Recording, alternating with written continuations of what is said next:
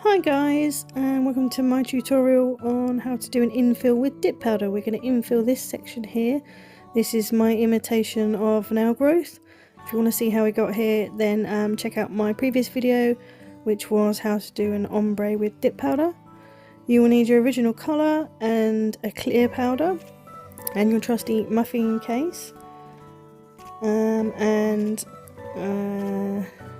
Then what you're going to need to do is we need to file off the chrome I've got on there and the top coat. I'm using a 240 grit file because if this was an actual person's finger, then you would be going very close to that natural nail at the top. You need to make sure you've got it nice and smooth and blended down to the natural nail at the top, so you're not going to have any nasty ridges or anything. Check it from all angles, make sure that you're happy with what you've filed. Make sure there's no lumps, bumps, ridges, and that you're good to go. So then what I normally do is I grab a lint-free wipe and some alcohol and I rub off any potential leftover bits of dust that my brush might not have got. You don't want to have little bits of dust or fluff or anything in your dip coat. So give that a good wipe over, and of course you would normally have to wipe over the section of natural nail as well to dehydrate it ready for the dip powder that you're going to place on there. So for this I'm going to do 3 layers because I did 3 layers initially and we want it to be roughly the same level as it was before. So I go in with a very thin coat of the base dip liquid. Now this needs to be a thin coat because you don't want really thick gloopy layers, because you'll end up with a very stodgy and lumpy and very thick nail, which nobody really wants. If you do happen to put it on too thick and you do get a really thick chunky nail, it's not too much of a problem. You can file it back. Filing is your friend, but it will just take you longer. So if you do thin layers in the first place, it will just make your life so much easier. So now what I'm doing is just pouring over the purple over the actual growth section, just and making sure that you've got the sides, because you can forget them or miss them. Tap off the excess, and then what I'm going to do is put clear powder on the rest of the nail, so that the clear powder and the purple powder will meet nicely and create one full layer over the entire nail. So you don't end up with, if you just did the purple, you'd end up with a few purple layers on their own on the end of the nail, which would then just produce a massive ridge, which you do not want. So by putting the clear on there, we're making sure that we get a nice flush layer. As I said, this time I'm going to have to do this for 3 coats. So again, another nice thin coat of base liquid over the entire nail again, so that we can do the same again with the purple and then the clear to make one nice level layer. So then this is coat 2, and as you will see when I've completed this coat, you'll be able to see that it's still not quite as bright and as level as the previous purple that's on there, which is why I ended up doing the 3 layers to make it as close to the original as possible. I have seen quite a few nail techs online saying that you can't infill dip powder, that you'll always end up having a line and you just have to take it off every time. Well, I actually did this for the very first time. I thought I'd give it a go, tried it on my own nails, which you can see there actually, and I managed to do it first time, and there's no lines. I couldn't see where I had been. It was as if I'd done a fresh set, even though all I had done is actually infilled it. So as you can see at the end of the second layer, you can see there's still a bit of a difference in the level of the infill powder that I've put in versus the original powder. You can see there's a line. So I'm going to have to go in with a 3rd coat.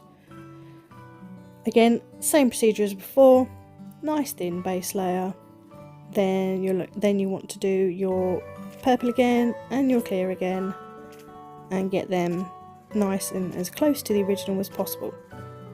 Very simple, Very similar to what you would do normally with a full nail, only of course you'd do colour on the entire nail, or half and half if you're doing an ombre.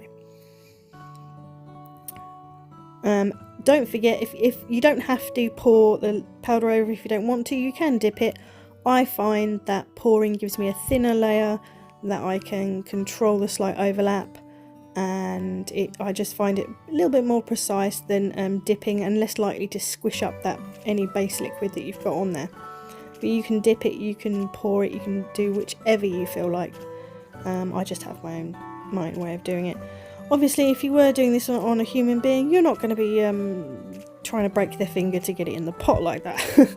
But because this is just a pretend nail, that's how I do it. But again, you can pour over, you can dip. It's entirely up to you, but do try not to break anyone's fingers. So dust off the excess. That's the third layer done, and as you can see, it's now looking much closer to the colour of the original. There is a slight bump, but that's fine. We can sort that out with the filing. So now I'm going on with my base liquid again, very thin coat. So for this one, we're going to do clear over the entire nail, and that is to protect our dip powder. So when we file it after this layer, after we've activated after this layer, we can file the shape and make sure we've refined out any bumps or anything like that without actually filing off any of our purple or our blue, because we don't want to do that. We want the colour to stay where we put it. So again, full layer of the clear, straight in or pour over, entirely up to you. Just want it over absolutely all of the nail so that it's going to be nice and protected. It also helps slightly to level it out as well. Sometimes it does make just a slight bit of difference. You see, it's a little closer now. So again, dust off the excess, and then you need to get your seal or activator dip liquid. That then activates all of the base layers with the powder, and it means that there's a chemical reaction which solidifies everything. I usually do 2 layers of the seal. You can do 1 if you want to, you can do 3 if you want to. I've found for me 2 layers seems to be the perfect number.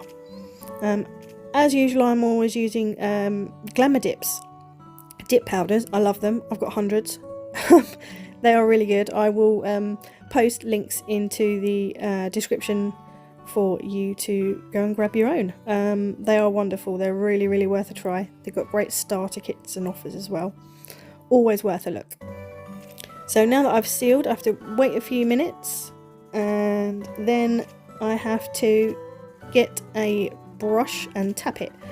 It should make a clicking sound. If it makes a clicking sound, you're ready to file. If it makes a dull thud, you're not ready. Give it a few more minutes. So now I'm going to take my file and just refine the shape, smooth it out, buff it, make sure that you're happy with the overall shape and smoothness of the nail. Once it's buffed like so, it should appear nice and smooth. Then you can go in with your chosen top coat, whether it be your dip powder top coat, which air dries, or I'm using a gel polish top coat, no white top coat, which I will need to cure in a lamp. But if you're using the dip powder top coat, that will just air dry within a few minutes, so you won't need a lamp or anything like that. But I am using a gel polish, so I will then cure that in the lamp. And then the next bit is completely optional, but I like adding a chrome to this particular effect. So I've got a Pearl Ice chrome powder there from Glitter Planet. Again, I'll pop it in the description for you. And so once the no wipe top coat's completely cured, just dab into the chrome powder and rub it on and watch the magic. And then you should get a lovely, beautiful shine. And it just adds that little something to finish the nail off. It gives like the glazed look that a lot of people do like with their nails. It's not a colour, it's more of a pearlescent shine in the light. I really love it on this look. So once it's all rubbed in and you're happy with your chrome look there, dust off any excess, and then go in with, again, either your dip powder top coat, which again will air dry, or I'm using here a gel polish top coat. Obviously, if you are using gel polish, be careful. It's ideally you need to be trained to use gel polish, because if you get it on your fingers or your friend's fingers or whoever's fingers you're doing on the skin, you can cause allergic reactions and contact dermatitis, which you do not want to do. It's nasty, it's horrible, and you do not want it. So make sure you know how to use gel polish before you do actually use it. I'm going to cure that, and then once it's cured, we have the finished product. Can you see a line? Can you see where I filled it? I can't see it. I was very happy when it came out like this on my own nails, and I was really chuffed that I got to do it. And I hope you've enjoyed this tutorial, and hope it helps you do infills and dip powder too. Thanks very much for watching, guys.